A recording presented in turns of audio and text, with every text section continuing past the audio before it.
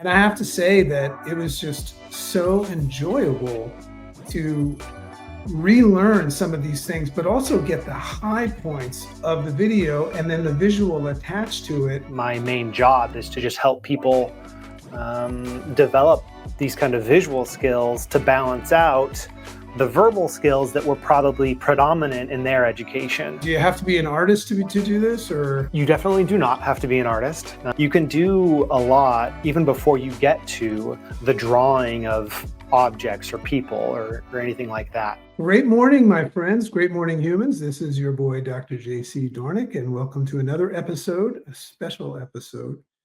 They're all saying he always says special, of the Make Sense with Dr. J.C. Doornick podcast. And today we are going to make sense of something that I have a particular interest in, and that is this concept of the science of learning, specifically the styles of verbal and visual learning. And we are so excited and honored to have this very special guest, Mr. Doug Neill, on the show. And Doug, as you know, is the creator of something called Verbal to Visual. And I'm going to lay the backstory of how I met him. But first, I want to welcome you to the Make Sense podcast, Doug.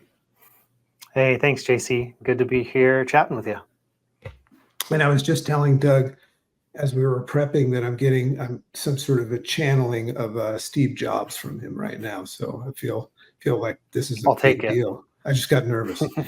So anyway, let me explain, because I haven't told Doug this yet, how I found him.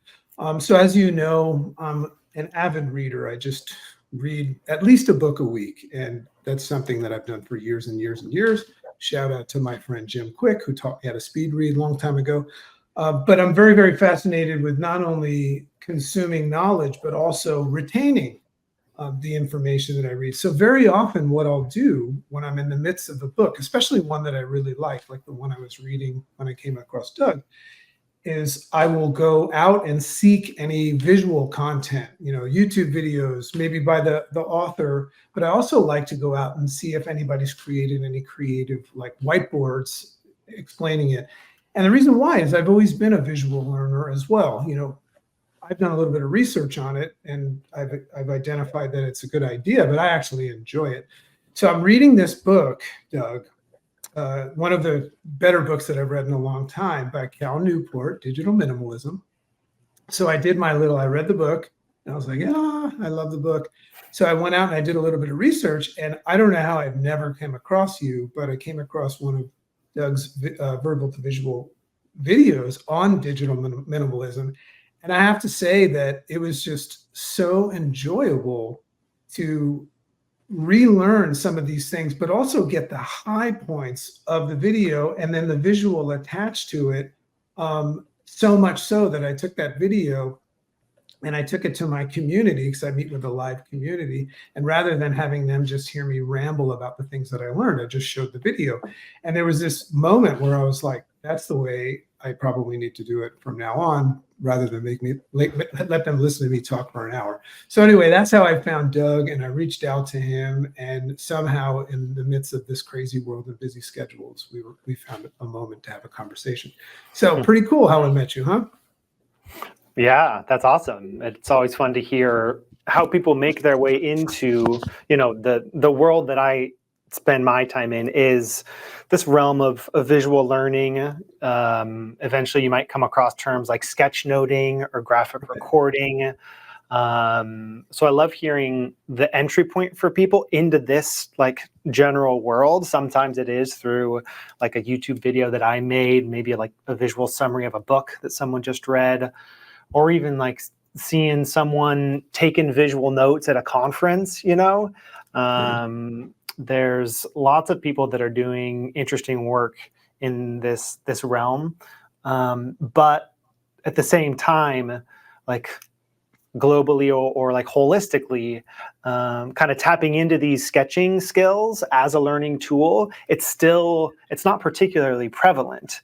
So it's fun to be in that space of, I consider my main job is to just help people develop these kind of visual skills to balance out the verbal skills that were probably predominant in their education. And there's plenty of fun and interesting ways to do that. One of which involves, reading good books like you do, Right. and then creating something visual to help you remember the ideas. Yeah, I love that so much. And as a father of three, I've had the opportunity to have my own learning experience, but then, as you know, we learn through our children as well. So, I had to show you I gotta show you this. Oh, there one it too. is. The digital minimalism summary in poster form. And those are things that people can buy as well. So I love that. I just bought Doug's book, and we're going to get into it a little bit more because I actually have some questions. But I'm just so fascinated with the idea of not only because sometimes we have these ideas and we want to hire someone. Hey, could you do a whiteboard presentation? And then you've got these like dumbed down versions of like software and AI that can do it, but not that well.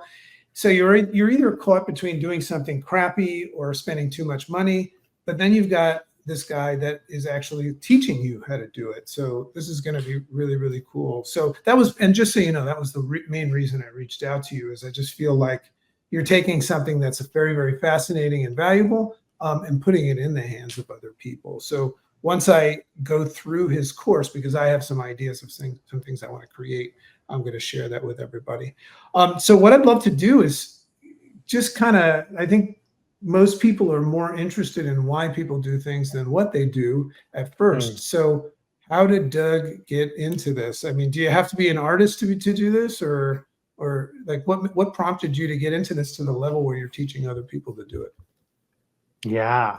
Well, you definitely do not have to be an artist. There is even, to cite a quick research study into taking visual notes, the benefits of sketching ideas out like this don't depend on the quality of the drawing. And I think in some ways, even, even drawings that were only understandable by the person who created them, those were as valuable as something that maybe is a little bit more artistic or that someone else would view to be aesthetically pleasing. So they don't have to look good. The main goal is just to, engage that visual part of your brain. Because when it comes down to it, like, we are visual creatures. That's why this is a useful tool, is because we process so much of the world through our eyes. But when it comes to learning new things, exploring complex topics, oftentimes we kind of leave that visual processing power on the table. We're not making use of it. And to get to my backstory, it's from that kind of independent learner perspective, much like you, JC. I noticed after my kind of traditional schooling experience, I would continue reading nonfiction books that I was interested in. But I realized that, like, a week later, especially a month or two later, I might remember maybe the one big idea from the book I read, but I couldn't really pull out the details or the specific lessons that I learned, which made it harder to apply those ideas to my life. So, like, the impact of that experience of reading a book was limited to the week or two that I was actually reading it. And that's probably a common experience when you're in the midst of a good book. It's easy to apply it to your life because, like, you read about something in the morning and then maybe it related to some work you were doing in the afternoon. That's fairly seamless. But when you finish that experience of reading, like, how quickly the things fade is what was frustrating for me.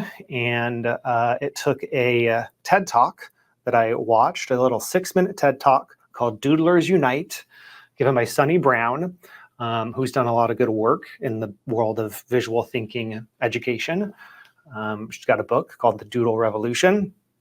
But that TED Talk kind of introduced this idea of processing information visually by making marks, and marks that don't need to be artistic. You can think of them as doodling. And at that time, I was kind of looking for a little bit of like a side thing to pursue. I was on the career trajectory of becoming a high school teacher, but didn't love how that was feeling. So I was substitute teaching at the time, but was kind of looking for something else. saw that video, kind of identified that as like a cool creative skill that I wanted to develop as someone who was not an artistic kid, not a doodler growing up, but I saw it as like just a thing to add to my kind of creative and thinking toolkit that would support that goal I had identified of wanting to actually remember and apply what I was reading about in good books. So that was the spark for me, and I kind of ran with it, really enjoyed developing those skills. And then not too long after that, kind of started teaching them, merging my background in education with interest in this broad field of visual thinking. And over the years have kind of slowly built out my own little online school, online community at Verbal to Visual. And to this day, continue enjoying kind of exploring like the roots of this skill and all of the different things you can do with it. So it's a pretty fun space to be in. Yeah, it's interesting. I'm always so fascinated with synchronicity and how things unfold. So whenever I run into somebody, even like we have today, I'm always questioning and trying to make sense of, out of the 8 billion people, why us, but in hearing your story, for me, it makes perfect sense that, you started as a teacher and you had your own frustrations about learning, but you probably also saw the limitations that were placed on your ability to teach others. What grade were you teaching by chance? High school. Yeah. Okay. High school, so, math and physics. Did you have these skills then? And did you ever beta test them in there, or is this something that came up later? Mostly later. There were kind of a few seeds planted in my education program when I got my master's in teaching. One of which was in education, there's this concept of a graphic organizer, which typically looks kind of like a mind map, much more diagram in form than any sort of kind of detailed drawing. But learning about graphic organizers, and there was this tool, I think it was called Inspiration, like a software tool that allowed you to build up mind maps. So it kind of had bubbles and boxes and arrows, and you could kind of, type in your text and link them to other texts, and you could do some little bits of kind of image formatting. And I remember kind of one of the books we read, using that tool to kind of build out a mind map and being like, oh, that's cool. I appreciate this kind of visual mapping of the ideas, even before you get to drawing. And that's the thing that I appreciate about this, is that you can do so much with just like words, short phrases, boxes, connecting lines. You can do a lot even before you get to the drawing of objects or people or anything like that. So the diagramming piece is kind of as interesting to me as the drawing piece is. So a few seeds there in the education background that kind of exploded once I learned a little bit more about the world. Well, I think what we've probably just done, and I know you've already thought of this, is just opened up the space for the logical idea of every fucking teacher in the world taking this course. I mean, it's just funny to see that we're on the outside of the education system, which has a lot of flaws in it, as we know. And it's not the teacher's fault, but I just think it would be super cool if teachers were armed with even the basic skills, from a $35 book, or course that could arm them with the ability to help the future humans of the world learn better.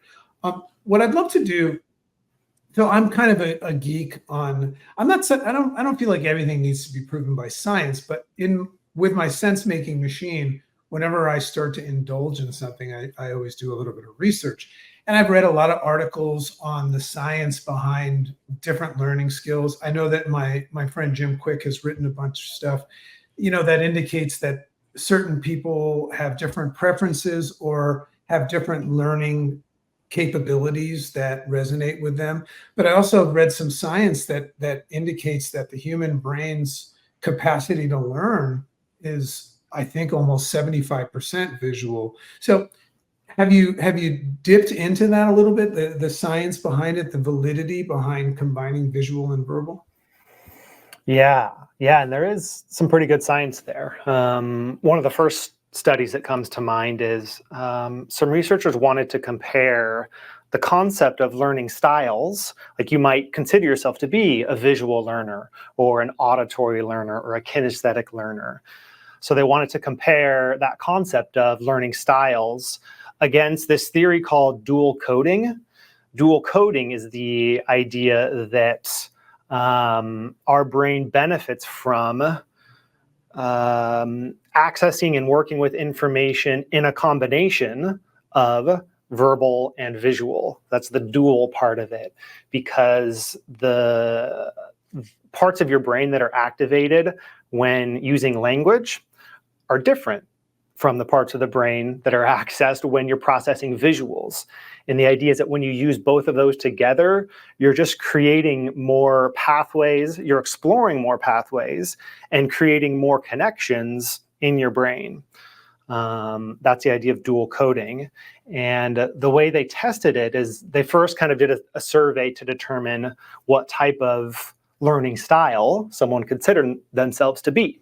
So again, some people already considered themselves to be a visual learner. Others considered themselves to be more of an auditory or kind of verbal learner.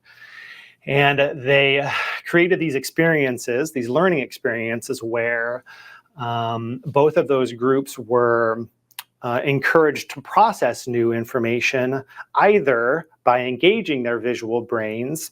I can't remember if it was just through kind of some mental imaging or also some mark making, but engaging those visual processing powers versus just engaging their language skills. And what they found is that both groups, those who considered themselves to be visual learners and those who considered themselves to be more auditory learners, both of them did better when they incorporated the visual learning. So that study, plus I think there have been a handful of others now that have kind of debunked the concept of learning styles in the sense of learning styles being like the best way for you to learn. I think you can still have learning preferences and you should pay attention to those because, the more you enjoy the type of learning activity you're engaging in, the more you're going to do it. But know that visual learning and visual processing has kind of been shown to be good for everyone, no matter what type of learner you think you are. So even if it feels harder or uncomfortable at first, the benefits are still there.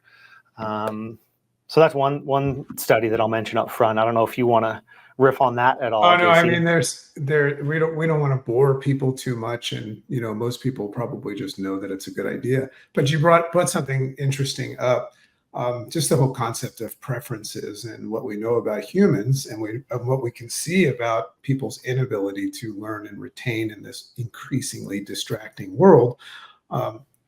What I find, and I don't have any science to back this up right now, but I know that it's there. What I find is that whenever humans state what their preference is, it's typically leaning on the side of what's comfortable and easy as well. So I think it's always something worth looking under the hood.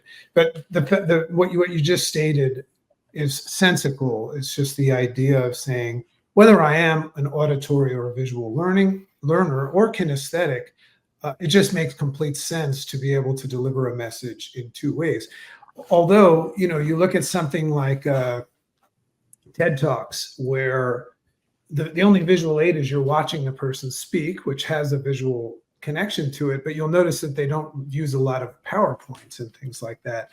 But I think that Neill could give a kick-ass TED Talk with the whole system. I just envision this huge white wall behind you, and you're doing your thing. You're with your famous hand. So what I want to get into right now is what are some of the results? I mean, I would assume that you're somebody that has your finger on the pulse of what's happened since you started teaching this, because there's two ends of it. Correct me if I'm wrong. There's the end of it where people are learning from verbal to visual aids, from people like you. Like, I loved watching his video, and I'm going to put that in the notes. And then there's the other side about empowering and equipping people to teach. So what are some of the cool results or testimonials that you've experienced, I would assume that you're getting some positive feedback about it. I mean, you've got a huge following now. Yeah, it's fun to see it essentially be implemented and used in all sorts of different settings. I mean, we've been talking about education. I think it might have been the second or third kind of course that I created was a resource for teachers. And I kind of had kind of middle school and high school settings in mind. I created a set of videos and kind of follow-up resources that would essentially, I was speaking to middle schoolers and high schoolers about these skills, teaching them so that I could be almost like a little bit of a guest teacher, teaching the visual note-taking skills, and then kind of throwing it back to the main teacher to say like, okay, and here, Doug just shared this little skill. We're going to apply it to this video that we're about to watch or this chapter in a book that we're about to read. So hearing from teachers who are introducing these skills to their students and how, a lot of students who are the ones who've been doodling in the margins, like engaging those students, getting them engaged in the classroom experience in a little bit of a deeper way than they were beforehand. That's super exciting in the realm of kind of like passing these skills on to the next generation. It's also fun to hear about folks that are using it at work or at a conference. They'll be there with their sketch note, just doing their own thing. And a very common story is people who, are relatively new to this world and just trying it out and don't think their work is very good. They'll be sketching something out and a coworker or someone else will just happen to like look over the shoulder and see the notes and be like, oh my God, those sketches are so cool. You captured that talk or this meeting in a really interesting way. Like, can I take a photo of it? Can you send it to us after the meeting? So the response that folks who maybe like take a course of mine and then start using it in these different settings, the response that they get from other people is fun to hear about as well. So the blend. I'm almost getting this feeling because when I do a lot of public speaking, very often in front of the large crowds, or even semi-large crowds, there'll be somebody doing sign language and interpreting what I'm saying in a visual aid. It's just interesting. I don't know if somebody would be so skilled at verbal to visual that they'd be able to keep up with somebody in real time, but it's a whole profession. Valuable. It is. It's an established thing. Yeah. It's called, that's what, You're kidding so if people me. wanted to look up graphic recording is probably the best term to look up for that. It's people who do, and I think TED Talks and TED conferences have been a prime example of this. You can hire visual artists like this to come to an event. They'll throw up even bigger than this. They'll throw up this like huge poster board, and they'll be there listening to the talk and sketching it out in real time.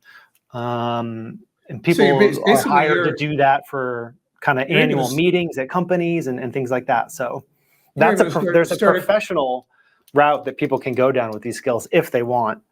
I'm a little bit more interested in its use as a personal learning tool, but like that profession exists is pretty cool too.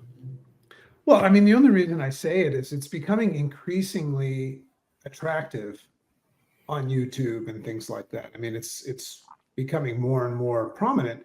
And we live in a world where the number one challenge people are facing right now is money.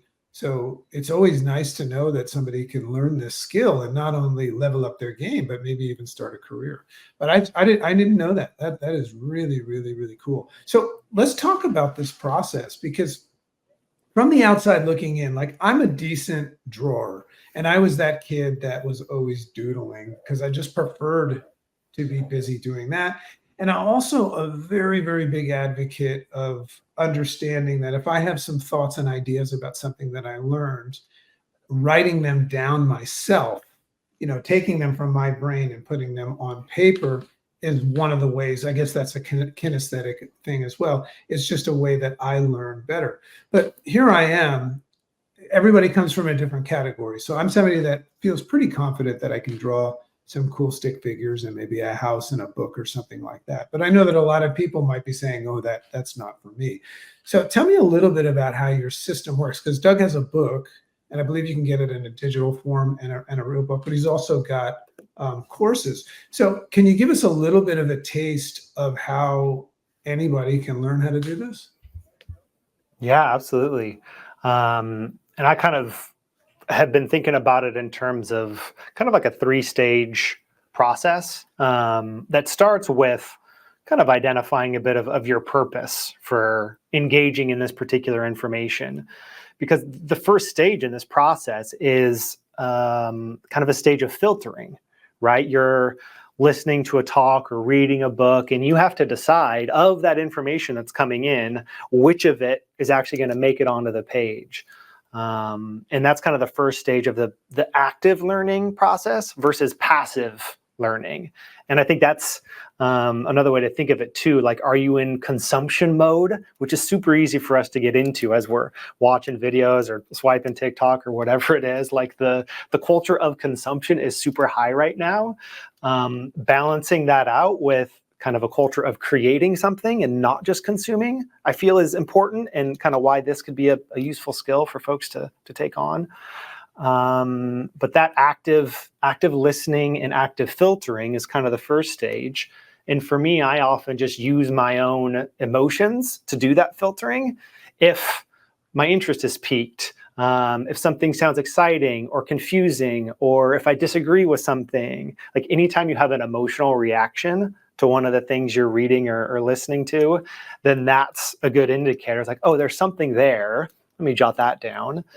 And even if it does start with something like, bullet points, you don't have to go straight to drawing. And if you weren't a doodler growing up, if you're not comfortable drawing things, I think that's the way to start, is doing this chunking of what's coming in the form of like short little bullet points. Or if you wanted, you could go with kind of like a mind map format where you just do short words or phrases, put a box around it, wait for the next interesting idea, do a little phrase or word, put a box around it. And as you go, you can kind of connect the ideas that are related, because the discussion or the book might branch off in this direction first, come back to the key idea, and then it's going to branch off in this other direction. You can do a lot of that mapping with just words and boxes and lines. That kind of taps into your spatial reasoning skills. But then at some point, I would encourage the non-doodlers to start experimenting with drawing, because that taps into kind of what I consider to be a different type of visual processing than the kind of diagramming does. Because when you start to draw, even if you're drawing like an object that was part of a story that you're listening to, or a little stick figure person doing something, that puts you closer to the experience that you're capturing and learning about. I think it makes it a little more real and brings it to life more when you commit those visuals to the page instead of just the words. So there's that kind of initial stage of like doing that chunking in the form of words and boxes or little doodles, little drawings. And then what you can choose to do also as like a second stage of the capturing process that I find to be just as valuable as at first. Once you get to the end of the book or the end of the talk, you have some rough capture. Might include drawings, maybe it's just some diagrams. I find it helpful to step back at that point once the information flow has kind of stopped, and just spend some time with those ideas, reflecting a little bit on, okay, like I've got all these individual ideas. What's the best way that they fit together? Like how do they come together in a kind of cohesive puzzle that can maybe be the final takeaway for me from this experience? That's what I try to do with my visual book summaries after I've read and underlined and maybe done a little sketch for each chapter. I ask that question of like, okay, how would I bring this all together? what's one overarching diagram or one overarching drawing, like some sort of visual metaphor that might be a useful container for enough of these individual ideas to kind of connect into. And that's when you get to something real powerful, when you have a little bit of an overarching structure and then the individual ideas within it. That makes for a really dynamic visual artifact that you can take with you and reference whenever you want to revisit that information from the book or podcast or whatever it is. So that's a little bit of an overview. I don't know if that's how that tracked with you, JC, or if you got follow-ups. Very, very helpful. And as somebody that's already kind of like perused through your book, I just want to share perhaps a visual that I can put in somebody's head. I mean, just imagine that you were explaining something that was broken up into 4 quadrants. That would be an easy thing for you to think about, because you could put a line that broke up in 4 quadrants. If you were talking about steps 1, 2, 3, 4. So now all of a sudden you're saying, oh, I know how to draw numbers, right? But what you'll see when you get Doug's book is that I think one of the things that maybe people are lacking in, that are not frequent doodlers, is the ability, like you said, to take a concept and compartmentalize it with an image. So what's cool about your book is you give concepts and show an image that would represent it. And that's a fascinating thing to gift somebody, the ability to communicate sentences or ideas with an image. So I just want to state that's probably the thing that I'm most excited about is, when I read a fantastic book like Digital Minimalism, I'm learning these really cool concepts. But when I read your book, I'm actually learning a new way of communicating. And it's a fascinating approach. Even though it's a book that has a lot of images in it, it's a book nonetheless. And the weird thing would be like, how would I doodle to explain Doug's book?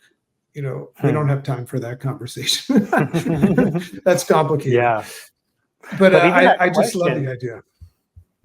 Yeah. One, and I find valuable even asking yourself the question, what would this idea look like? Right. What would this book look like? Even that simple prompt takes your brain to a place of synthesizing, of integrating the ideas in a different way than like even asking, oh, what are the key ideas or what are the key takeaways? Those are useful questions too, but they live kind of more within that verbal space. Yeah. But just asking yourself, what does it look like, is a good way to get started. I love it. Yeah, I mean, just when you ask a question, your brain will think about the answer, and I think a lot of people have a lot more creative genius inside of them than they believe to be there. So that's a lot of fun. I'm a big advocate of just let yourself go from the idea of doing something well and just do it. So I have a couple more questions. One would be the thing that I'm fascinated with, because I believe that's actually your hand that I'm seeing when you're doing the picture, right? Because sometimes you can see that there's like potentially an AI version of a hand or something like that. So your style that you're presenting with is unique. Are we just looking at a whiteboard or a piece of paper and your camera is facing down and it's lit up? I mean, how are you creating that? Because it looks better than the glitchy hand. And yeah, there are those kind of software tools out there that allow you to do that type of whiteboard animation video. But for me, I've always enjoyed the pen and paper.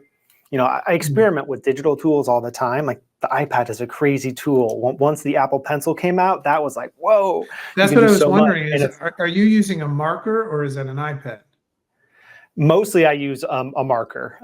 There's a few videos where it is kind of iPad generated, but 95% is pen and paper. And it's just like you said, I've got a overhead camera pointing down on a desk where I've got poster paper and a marker.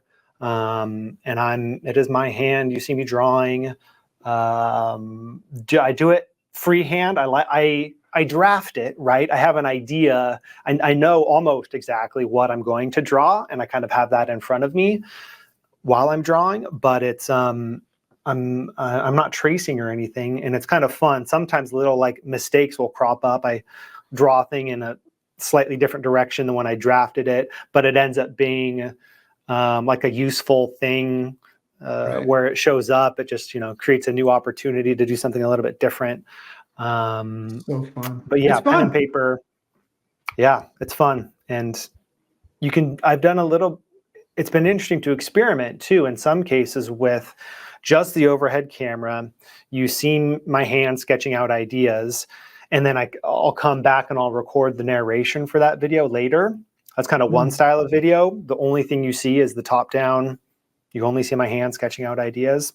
Lately, I've been experimenting more with like poster paper on a wall and a little bit of back and forth. Like you see me kind of in this format, if folks are watching the video version of this, like drawing on the wall, talking to the camera, drawing a little bit more, talking. So a little bit more like if you were in a classroom or a workshop or a conference environment with me, it has that kind of live feel to it.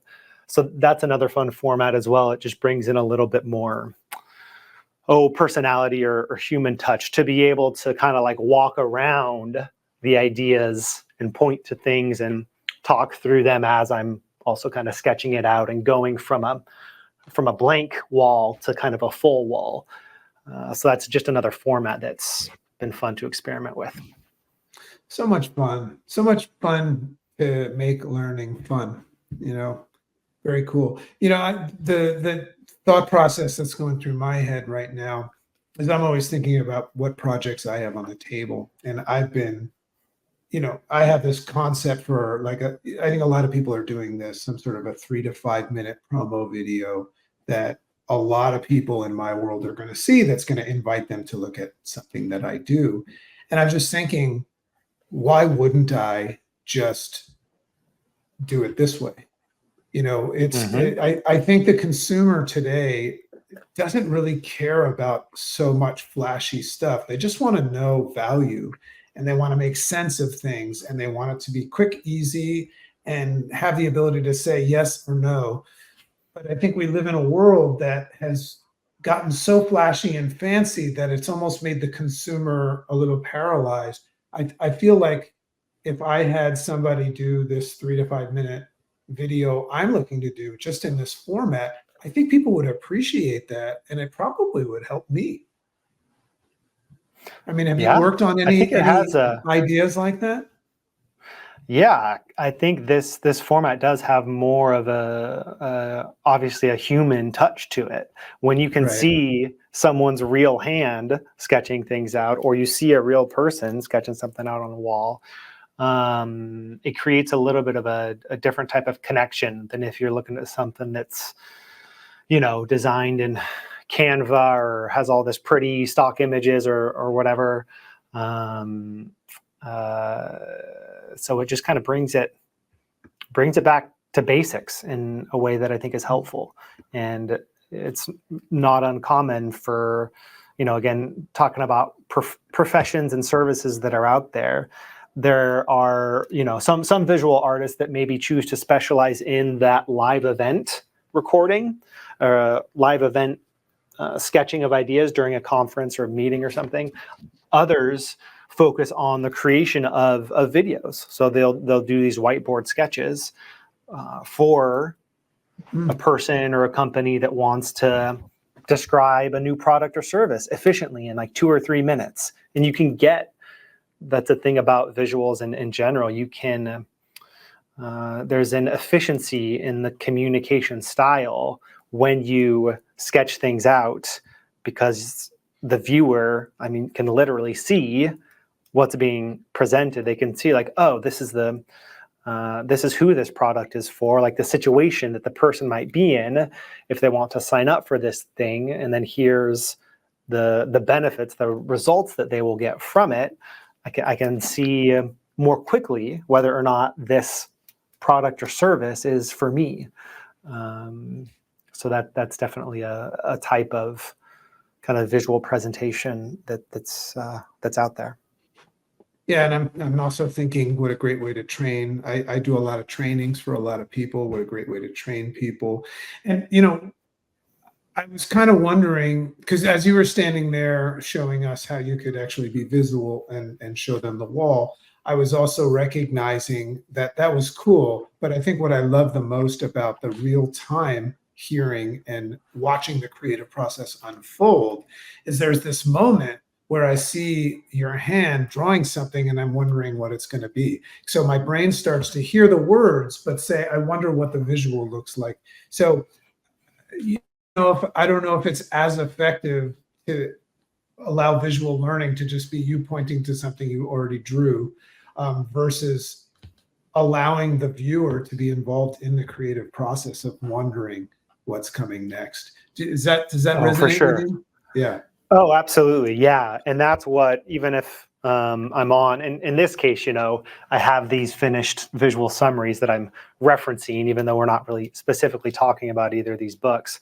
But from the videos that I record in this format, the way it starts is just a completely blank sheet of poster paper. And there's something satisfying for the viewer when you get to see it go from a blank page, whether the person is on the screen or not, whether it's this format or just a hand, to see things go from a blank page to a fully sketched out page. It's just super satisfying, because you get to, wonder how the page is going to fill, or what that specific thing is that the person is drawing, how it's going to kind of all connect together once it's full. And then there's that satisfying moment when it is full and that you're at the end of it. It's almost like a built-in story arc, really, right? That you start with this blank canvas, and then there's the first thing that's going to be drawn on the page. But then there's kind of built-in mini tensions around, like, okay, what's going to come next? And what's the full page going to look like? And you probably know as a viewer that, like, okay, once the page is full, we're probably getting to the end of the video. I wonder how they're going to wrap it up, or what the takeaway is. So that can be true. What's interesting thinking of it in a presentation form is that it can take that format of actually seeing someone with a hand making those marks as you go from a blank page to a full page. But if that felt too daunting, and it takes a certain amount of equipment to be able to record all that. But if you're building out like a slide presentation, you can still do something similar. You can still start with a blank slide and then bring one element in at a time as you build up to a certain diagram or drawing, as you're kind of speaking through those ideas. So in the same way that, people can start with diagrams and work their way up to drawings from a presentation format, you can also start with something a little bit more staged, and work your way up to maybe doing something a little bit more live drawing style. So I like that there are various entry points, depending on your comfort level with these skills or different presentation styles or the equipment that you happen to have on hand. I love it. So what's the easiest way? I just think it makes sense to the extent where somebody would say, why wouldn't I want to learn this? I mean, it's such a easy process to work on this basic skill set with Doug. So how would you recommend? I mean, we're going to share links to you and stuff, but just while people are listening and watching, what's the easiest way to get started with something like this? Yeah. It might sound overly cliche or simple, but like literally just try it. Give yourself a blank sheet of paper, instead of using, who knows what you're using to take notes or capture ideas right now, but like, even if it's just a blank sheet of printer paper, right? Give yourself a blank page to work with. And then as you're, I think listening to podcasts is a great practice tool, especially one that's kind of more conversational like this. It's common. People like to go straight to like sketchnoting a TED Talk. But TED Talks are so dense because people like, you're trying to convey your life's work in 10 minutes or 12 minutes. Find a conversational podcast. Like go pick another of your episodes here of Make Sense. Like pull that one up, start listening. And then with this blank sheet of paper in front of you, start capturing not complete sentences, engage in that filtering, capture words and short phrases, put a box around it, and build up either like a mind map style of diagram where you're just connecting related ideas, or if you're already comfortable drawing, create little doodles connected to each of those ideas as you're listening. When you get to the episode, to the end of the episode, look back at that sheet and see if it makes do some sense. reflecting on, see if it makes sense to you, and see if there are maybe a few of those ideas, like, oh, you see how